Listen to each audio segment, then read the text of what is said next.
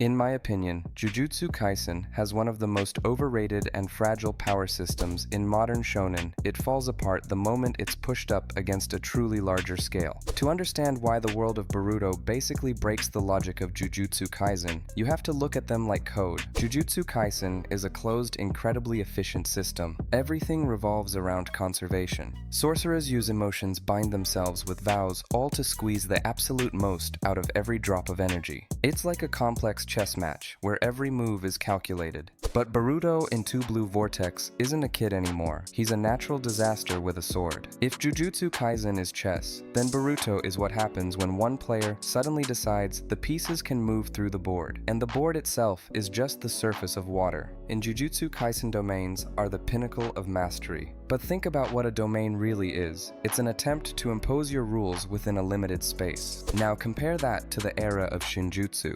Otsutsuki techniques aren't about manipulating energy. They're manifestations of will that rewrite reality itself without seals or conditions. When rigid rule-based magic collides with absolute godlike freedom, the rules simply stop working. It's not about who hits harder, it's about whose reality takes priority. In Jujutsu Kaisen, there's Naoya, who in his cursed spirit form reached speeds the fandom often estimates at around Mach 3, at least. That's the conclusion I lean toward, based on indirect manga evidence. And that was portrayed as something extreme, nearly untouchable, even for top-tier sorcerers. Mach 3 is just over 1,000 meters per second. Meanwhile, in the Naruto world, as far back as the Fourth Great Ninja War, Madara Uchiha used the Ranton Koga technique, a canon ability from the Ten Tails Jinchuriki arc. The fandom typically interprets its speed as light speed, or close to it, based on visual portrayal and character reactions. There's no exact number in the databooks, but even conservative estimates put it several orders of magnitude above Naoya's speed.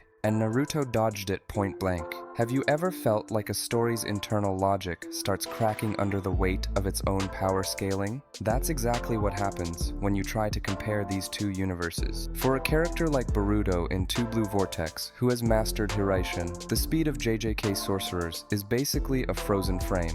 This leads to one of the most fundamental structural flaws in Jujutsu Kaisen when placed in this comparison, and it's something people rarely talk about. In Jujutsu Kaisen, regeneration is a resource, not a given. Reverse curse technique requires separate mastery, massive energy expenditure, and intense focus. Even Sukuna has to spend resources every time he heals. That means in prolonged fights, sorcerers operate on a finite budget.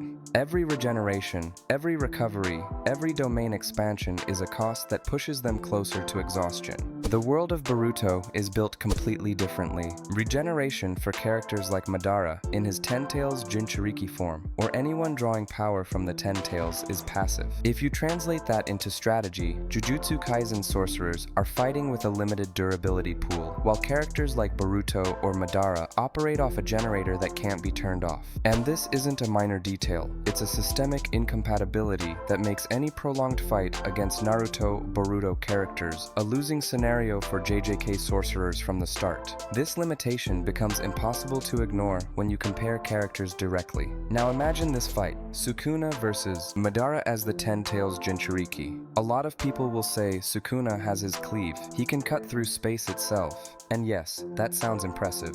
But then you remember Madara's regeneration, and everything becomes crystal clear. It's important to note, though, that this isn't absolute immortality. His regeneration takes a few seconds and functions as a passive process. It's not instant in the literal sense, but it's critically fast. And now we circle back to energy economy. Sukuna can deal damage, serious, even massive damage. But every hit he lands on Madara only brings Sukuna closer to exhaustion, while Madara regenerates without any visible cost. This becomes a war of attrition that Sukuna is structurally incapable of winning, and then Limbo enters the equation. It's one of my favorite abilities in shonen, because it's fundamentally unfair. Madara creates invisible clones in another dimension. Sukuna can't see them, hear them, or sense them because he lacks Six Paths chakra. While Sukuna is trying to figure out how to break through Madara's defenses, those invisible shadows would simply end the fight. This isn't just a gap in power, it's a difference in levels of existence. In this scenario, Madara is the server admin, while Sukuna is a very strong but still ordinary player. Let's move to a more modern example. Boruto Uzumaki from Two Blue Vortex versus Megumi Fushiguro. Megumi is a master of control. His Ten Shadows technique allows him to manipulate space and summon powerful Shikigami. But Boruto brings something to the battlefield that makes any strategy meaningless. Rasengan Uzuhiko. Uzuhiko makes you feel damage from the earth itself. Boruto learned to harness the planet's rotation. When he touches an opponent, he transfers Earth's centrifugal force into them, causing near-total immobilization and devastating internal damage. And the most interesting part, there's absolutely no way for the target to get rid of this effect. Only Boruto can stop it. But there's a second, equally important question. Can Boruto even be caught inside Megumi's domain?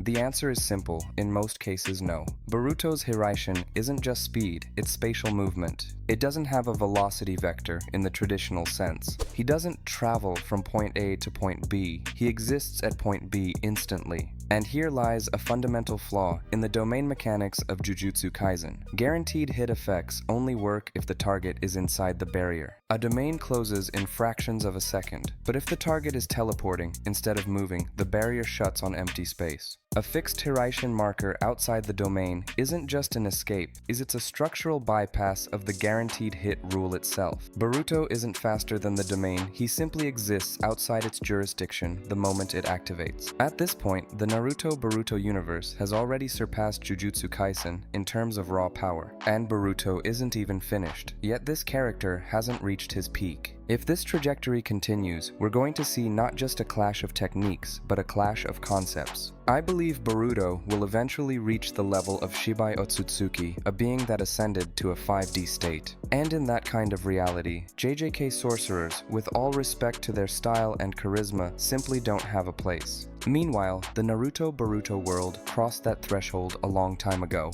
What do you think? Drop your theories in the comments, I'm really curious to read your takes. And don't forget to subscribe to the channel.